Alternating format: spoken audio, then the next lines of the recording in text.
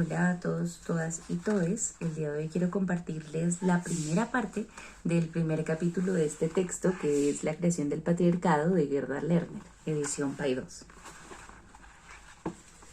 Se titula esta primera parte Los orígenes. En confusa diversidad vemos ante nosotros restos de evidencia histórica, herramientas, tumbas, fragmentos de cerámicas, pedazos de casas y altares, artefactos inciertos en las paredes de las cuevas, esqueletos y todas las historias que ellos cuentan. Los unimos a través de mitos y conjeturas. Los comparamos con lo que sabemos de los pueblos primitivos, que aún existen. Usamos la ciencia, la filosofía o la religión para construir un modelo de ese pasado distante previo al inicio de la civilización. El abordaje que usamos en la interpretación, nuestro marco conceptual, determina el resultado final. Este marco nunca está libre de juicios de valor. Hacemos al pasado las preguntas que queremos sean respondidas en el presente. Durante largos periodos de tiempo histórico, el marco conceptual que formulaba nuestras preguntas fue aceptado como un hecho dado, indiscutido e incuestionable, mientras la concepción teológica cristiana dominó el pensamiento histórico. La historia precristiana fue vista apenas como un estadio preparatorio para la verdadera historia, que comenzó con el nacimiento de Cristo y terminaría con el segundo advenimiento. Cuando la teoría darwinista dominó el pensamiento histórico, la prehistoria fue vista como una etapa bárbara en el progreso evolutivo de la humanidad, que iba de lo más simple a lo más complejo. Lo que lograba sobrevivir fue considerado superior a aquello que pereció y por lo tanto falló, por el mero hecho de haber sobrevivido. Mientras los presupuestos androcéntricos dominaron nuestras interpretaciones, leímos las cuestiones de sexo y género en el pasado de la forma en la que lo hacíamos en el presente. Dimos por sentada la existencia de la dominación masculina y consideramos toda evidencia de lo contrario apenas como una excepción a la regla o una alternativa fallida. Los tradicionalistas, tanto en el ámbito religioso como del científico, consideraron la subordinación de las mujeres como un hecho universal, divino, natural y por lo tanto inmutable. ¿Por qué cuestionarlo entonces? Si logró sobrevivir, se debe a que era mejor, por lo tanto debe seguir siendo así. Los especialistas que critican los presupuestos androcéntricos y todos aquellos que creen en la necesidad de un cambio social han cuestionado la idea de la universalidad de la subordinación femenina. Infieren que si el sistema de dominación patriarcal tuvo un origen histórico, podría acabar si cambian las condiciones históricas. Por consiguiente, la cuestión de la universalidad de la subordinación femenina ha sido central en el debate entre tradicionalistas y pensadoras feministas a lo largo de los últimos 150 años. Para quienes critican las explicaciones patriarcales, la pregunta más importante es si hubo alguna vez un modelo alternativo de sociedad. Esta cuestión llevó frecuentemente a buscar en el pasado una sociedad matriarcal. Como gran parte del material de esta búsqueda deriva de los mitos, la religión y los símbolos, se ha prestado poca atención a la evidencia histórica.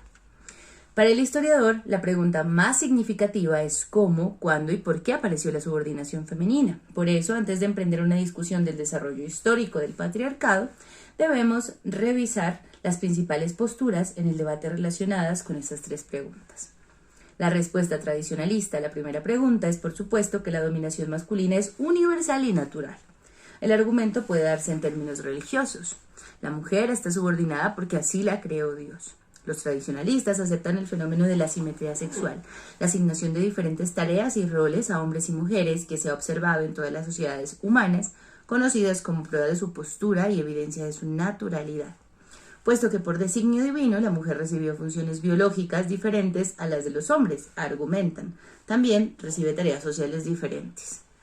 Si Dios o la naturaleza crearon sexos diferentes, lo que a su vez determinó la división sexual del trabajo, nadie tiene la culpa de la desigualdad sexual ni de la dominación masculina.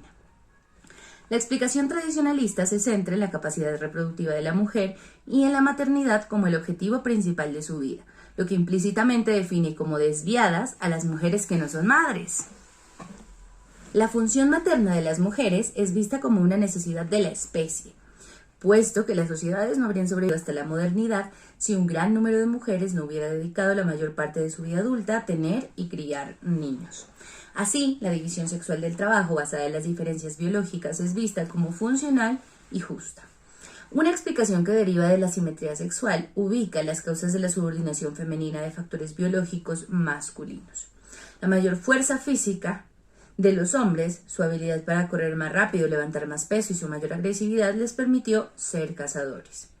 Como tales, ellos se volvieron los proveedores de alimento para las tribus y fueron tratados con más estima y honra que las mujeres. Las destrezas que adquirieron en la experiencia de la caza los dotaron para convertirse en guerreros. El hombre cazador, superior en fuerza, habilidad y experiencia, derivadas del uso de herramientas y armas, protege y defiende naturalmente a la mujer, más vulnerable, cuya dotación biológica la destina a la maternidad y la crianza. Por último, esta explicación biológica determinista se arrastra desde la edad de piedra hasta nuestros días a partir de la idea de que la división sexual del trabajo está basada en la superioridad natural del hombre, y por ello es válida tanto hoy como lo fue en los primitivos comienzos de la humanidad. Esta teoría, en sus distintas formas, es la versión más popular del argumento tradicionalista y ha tenido un fuerte efecto explicativo y de refuerzo de las ideas contemporáneas de la supremacía masculina. Esto probablemente se deba a sus adornos científicos basados en la evidencia etnográfica seleccionada y en el hecho de que parece mostrar la dominación masculina de una forma que quita responsabilidad a los hombres contemporáneos. Podemos ver la profundidad con la que esta explicación ha afectado incluso en las teóricas feministas en la aceptación parcial de Simone de Beauvoir, quien toma como un hecho que la trascendencia del hombre deriva de la caza y la guerra, y del uso de las herramientas necesarias para ello.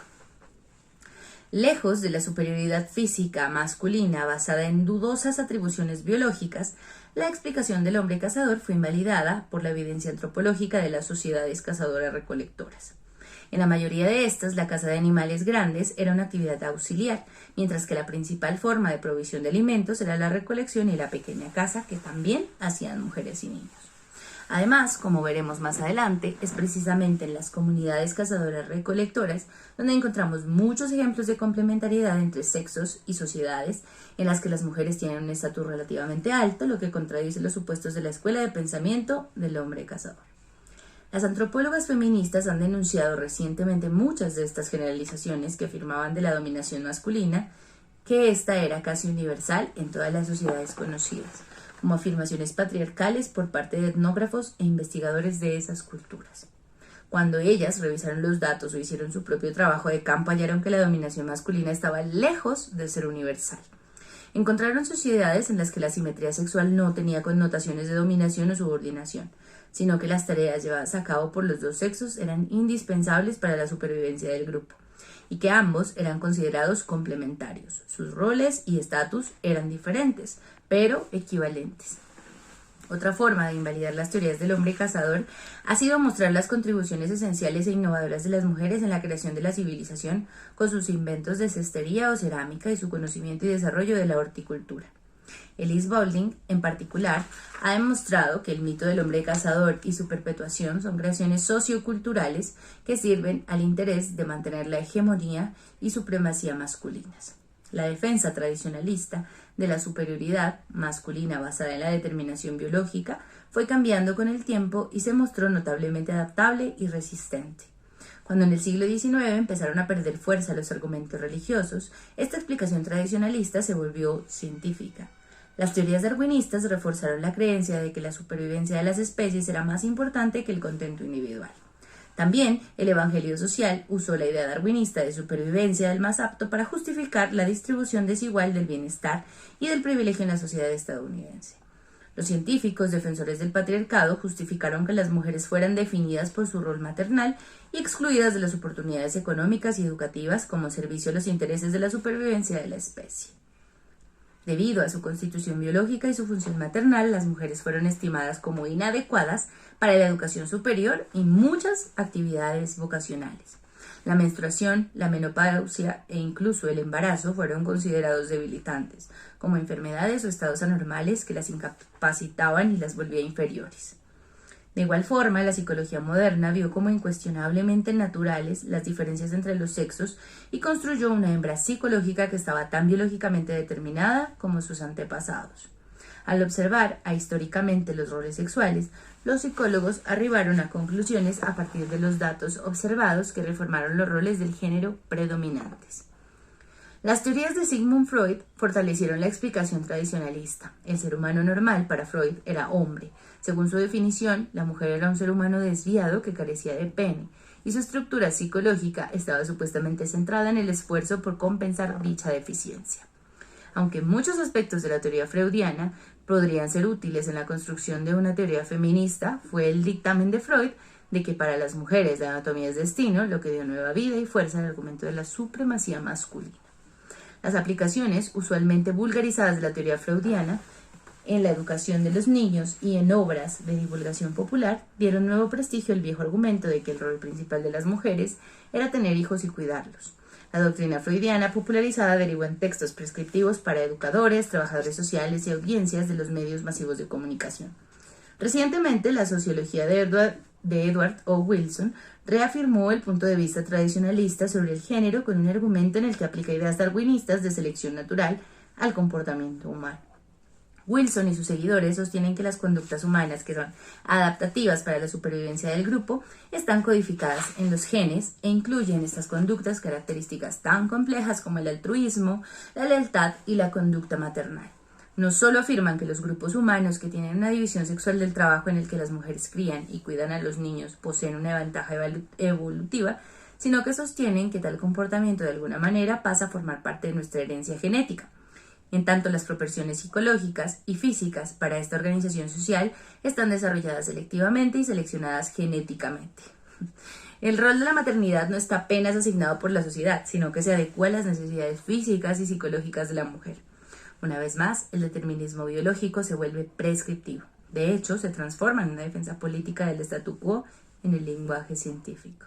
Las críticas feministas han revelado el razonamiento circular, la ausencia de evidencia y las afirmaciones no científicas de la sociobiología wilsoniana. Desde el punto de vista de los no científicos, la falacia más obvia de los sociobiólogos es su ahistoricidad, al desconsiderar el hecho de que el hombre y la mujer modernos no viven en un estado de naturaleza. La historia de la civilización describe el proceso por el cual los humanos se fueron distanciando de la naturaleza a través de la invención y perfeccionamiento de la cultura. Los tradicionalistas ignoran los cambios tecnológicos que han hecho posible dar mamaderas a los bebés de manera segura y que los niños fueran criados por otras personas que no sean sus madres. Desconocen las implicaciones de los cambios en la vida y sus ciclos, hasta que las medidas de higiene común y el conocimiento médico moderno no bajaron la mortalidad infantil al nivel en el que los padres podían esperar que sus hijos vivieran hasta la adultez. Las mujeres debieron tener muchos hijos para que sobrevivieran algunos. Así, una esperanza de vida más larga y una mortalidad infantil más baja alteraron los ciclos vitales de hombres y mujeres.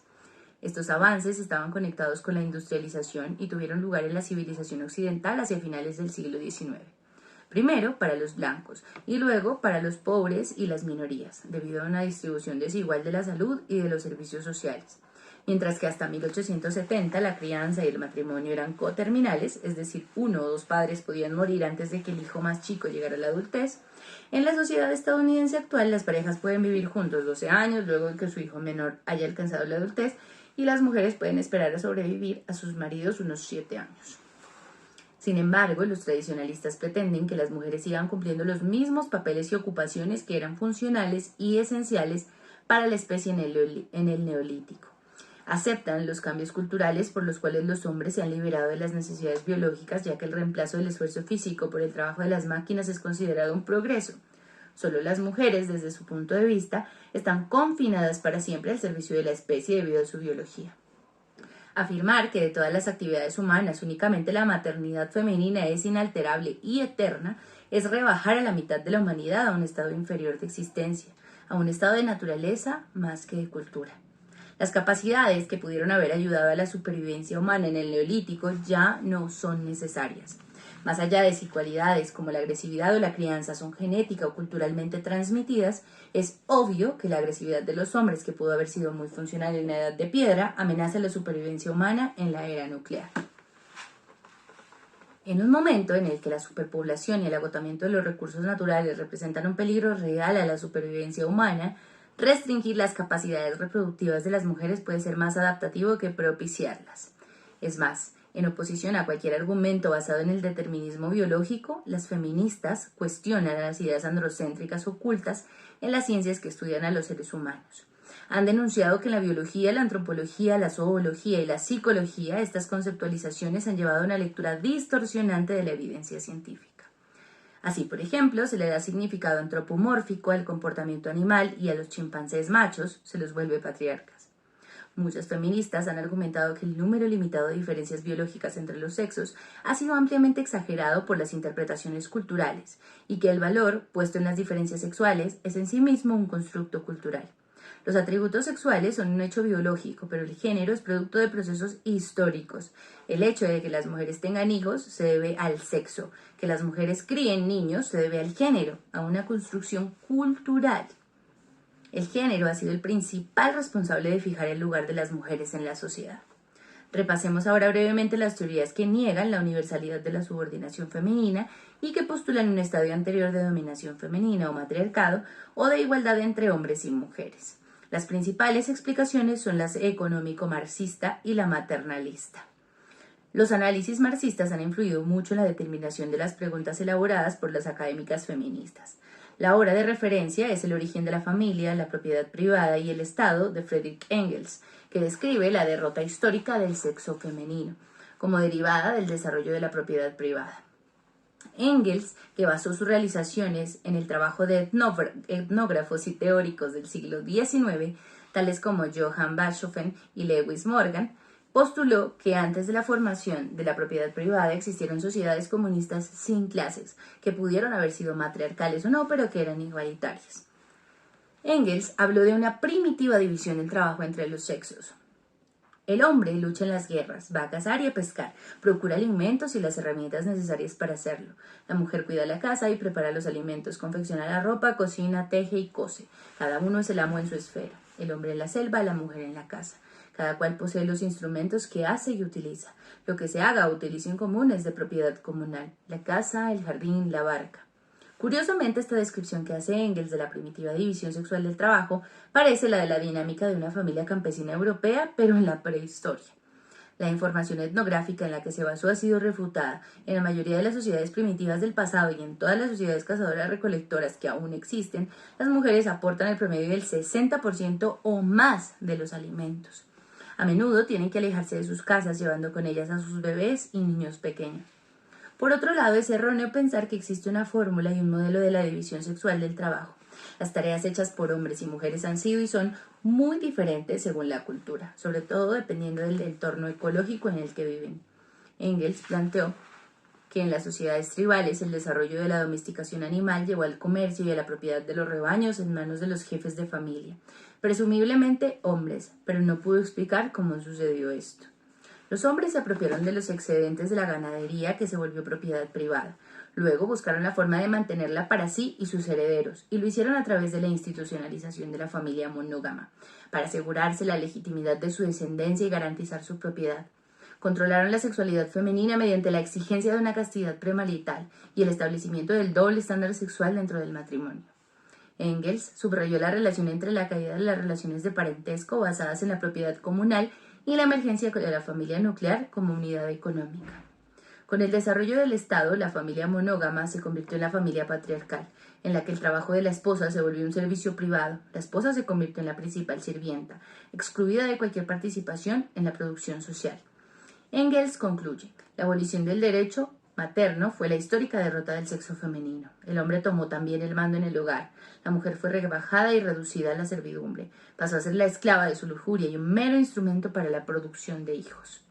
Engels usaba el término Mutterrecht, traducido como derecho materno, derivado de Bachofen, para describir las relaciones de parentesco matrilineales, en las que las propiedades de los hombres no pasaban a sus hijos, sino a los hijos de sus hermanas. Aceptó el modelo de Bachofen de una progresión histórica de la estructura familiar desde el matrimonio de grupo al monógamo. Engels planteaba que la mujer veía en el matrimonio monógamo una mejora de su condición, puesto que así adquiría el derecho a entregarse solo a un hombre. También señaló que la institucionalización de la prostitución era uno de los pilares indispensables del matrimonio monógamo.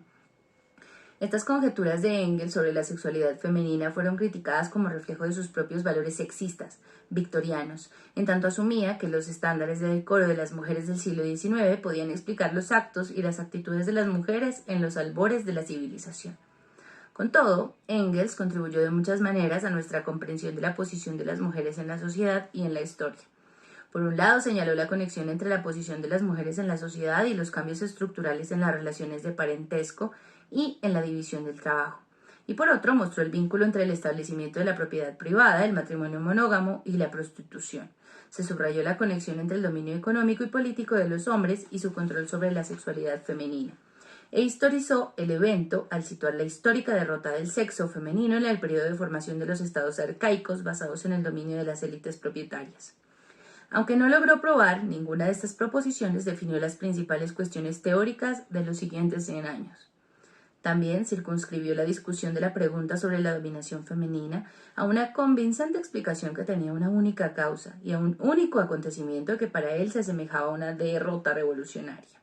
Si la causa de la esclavización de las mujeres fue el desarrollo de la propiedad privada y las instituciones que derivaron de ella, lógicamente la abolición de la propiedad privada liberaría a las mujeres. En cualquier caso, la mayoría de los trabajos teóricos que abordan el origen de la subordinación de las mujeres busca aprobar, mejorar o refutar la obra de Engels. Si bien las suposiciones básicas de Engels acerca de la naturaleza de los sexos se basan en la aceptación de las teorías evolutivas de la biología, fue un mérito propio señalar el impacto de las fuerzas sociales y culturales en la estructuración y definición de las relaciones entre los sexos. En paralelo a su modelo de relaciones sociales, planteó una teoría evolutiva de las relaciones entre los sexos en la cual el matrimonio monógamo dentro de las clases trabajadoras en una sociedad socialista representaba el punto máximo del desarrollo. De esta forma, al vincular las relaciones entre los sexos con las relaciones sociales, siempre cambiantes, acabó con el determinismo biológico de los tradicionalistas. Al estudiar el conflicto entre los sexos dentro de la institución, tal como emergió de las relaciones de propiedad privada, subrayó el vínculo entre el cambio socioeconómico y lo que hoy denominamos relaciones de género. Engels definió el matrimonio monógamo de las tempranas sociedades como la dominación de un sexo por el otro, la proclamación de un conflicto entre los sexos desconocido hasta entonces en la prehistoria.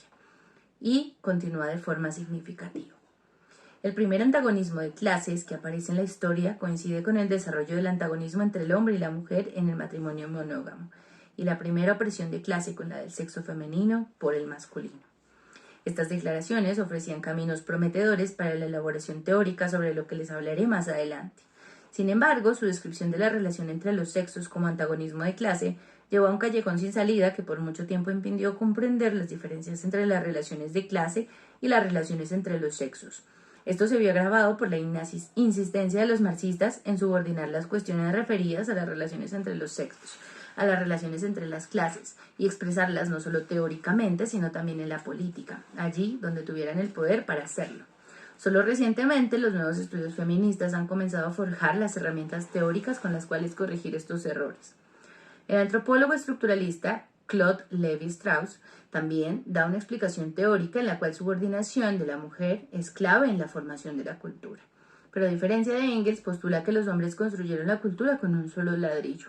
El tabú del incesto es el mecanismo humano universal que está en la base de toda organización social.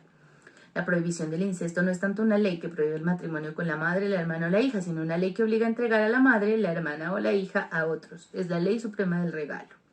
El intercambio de mujeres es la primera forma de comercio en la que las mujeres se convierten en una mercancía y son reificadas, es decir, vistas como cosas antes que como seres humanos. Según el antropólogo, el intercambio de mujeres marca el comienzo de la subordinación femenina, lo que a su vez refuerza una división sexual del trabajo que establece la dominación masculina. Sin embargo, Lévi-Strauss considera el tabú del incesto como un paso positivo y necesario hacia la creación de la cultura humana. Las pequeñas tribus autosuficientes se relacionaron con las tribus vecinas, ya sea a través de constantes guerras o buscando una forma de coexistencia pacífica. Los tabúes en la endogamia y el incesto estructuraron una interacción pacífica y condujeron alianzas entre tribus. La antropóloga Gail Rubin define con precisión cómo este sistema de intercambio afectó a las mujeres. El intercambio de mujeres es una forma rápida de expresar que las relaciones sociales de parentesco especifican que el hombre tiene determinados derechos sobre sus parientes femeninos y que las mujeres no tienen esos mismos derechos sobre sus parientes masculinos. Es un sistema en el que las mujeres no tienen plenos derechos sobre sí mismas. Debemos advertir que en la teoría de Lévi-Strauss, los hombres son los actores que imponen una serie de estructuras y relaciones a las mujeres. No podemos considerar adecuada una explicación como esta. ¿Cómo es que sucedió? ¿Por qué se intercambiaban mujeres y no hombres o niños o niñas? Incluso teniendo en cuenta la utilidad funcional del acuerdo, ¿por qué las mujeres habrían aceptado? Exploraremos estas preguntas en el próximo capítulo para construir una hipótesis viable. Levi-Strauss produjo un fuerte impacto en las teorías feministas, quienes reorientaron la atención desde la búsqueda de los orígenes económicos hacia el estudio de los sistemas simbólicos y del significado de las sociedades. El trabajo más influyente fue el ensayo de Sherry Ortner en 1974, en el que argumentaba que en cualquier sociedad conocida las mujeres eran más identificadas con la naturaleza que con la cultura, puesto que todas las culturas desvalorizan la naturaleza cuando logran dominarla. Las mujeres se volvieron el símbolo de un orden inferior e intermedio de seres. Para Ortner fueron identificadas de esta forma porque el cuerpo de las mujeres y sus funciones parecen ubicarlas más cerca de la naturaleza. El cuerpo de las mujeres y sus funciones las ubican en roles sociales que son considerados de orden inferior a los de los hombres en el proceso cultural. Los roles sociales tradicionales de las mujeres impuestos por sus cuerpos y funciones les dan estructura psíquica diferente, considerada más cercana a la naturaleza. Este breve ensayo provocó un largo debate informativo entre las teóricas y antropólogas que aún continúa. Ortner y quienes están de acuerdo con ella defienden firmemente la universalidad de la subordinación femenina, tal vez no en las condiciones sociales actuales, pero sí en los sistemas de significado de la sociedad. Quienes se oponen a este punto de vista objetan la idea de universalidad, critican su ahistoricidad y se niegan a colocar a la mujer en el rol de víctima pasiva. Por último, cuestionan la aceptación implícita en la posición estructuralista feminista de la existencia de una dicotomía entre el hombre y la mujer que es inalterable e inmutable. No podré hacer justicia aquí a la riqueza y sofisticación de este debate, pero la discusión sobre la universalidad de la subordinación femenina ha generado tantas explicaciones alternativas que incluso a quien esté a favor reconoce limitaciones de tal planteo. A medida que el debate se profundiza, se vuelve más evidente que la explicación a partir de una causa única y la idea de universalidad no logran responder la pregunta sobre la dominación. El gran mérito de la posición funcionalista es haber revelado la estrechez de las explicaciones meramente económicas, mientras que aquellos que enfatizan la biología y la economía ahora deben incluir el poder de los sistemas de creencia, los símbolos y las construcciones mentales. Pero sobre todo el mayor desafío de las explicaciones tradicionalistas lo plantea la creencia compartida por las feministas de que el género es una construcción social. Hay otra posición teórica que merece nuestra más seria consideración. Primero, porque su foco e intención son feministas y segundo, porque representa una tradición histórica en el pensamiento sobre las mujeres. La teoría maternalista está construida sobre la aceptación de las diferencias biológicas sexuales y la mayoría de las feministas maternalistas considera la división sexual del trabajo como inevitable, puesto que se apoya en esas diferencias biológicas. Sin embargo, recientemente esta idea ha sido revisada. La posición maternalista se diferencia de la tradicionalista en que aboga por la igualdad femenina e incluso por la superioridad de las mujeres. La primera explicación teórica con principios maternalistas fue desarrollada por Bachofen en su libro Das Mutterrecht, que influyó a Engels y a Charlotte Perkins Gilman y tiene su paralelo en el pensamiento de Elizabeth Cady Stanton. Un gran número de feministas del siglo XX aceptó los datos etnográficos y el análisis de fuentes literarias que su libro proporcionaba y los usaron para elaborar una amplia variedad de teorías. Las ideas de Bachofen también tuvieron una fuerte influencia en Robert Briffault, así como en la escuela de analistas y teóricos junguianos, cuyos trabajos han sido muy populares en los Estados Unidos durante este siglo. El marco teórico en el que se basó Bachofen era evolucionista y darwinista, describía varios escalones en la evolución de la sociedad que llevaban ininterrumpidamente de la barbarie al patriarcado moderno. Su contribución original fue afirmar que las mujeres en las sociedades primitivas desarrollaron cultura y que hubo un estado de matriarcado que sacó a la sociedad de la barbarie. Bachofen escribe de forma elocuente y poética sobre este momento. En el estadio más bajo y oscuro de la existencia humana, el amor entre madre e hijo fue la única luz en la oscuridad moral. Al crear a sus niños, la mujer aprende antes que el hombre a extender el cuidado amoroso a otra criatura más allá de los límites del propio ego.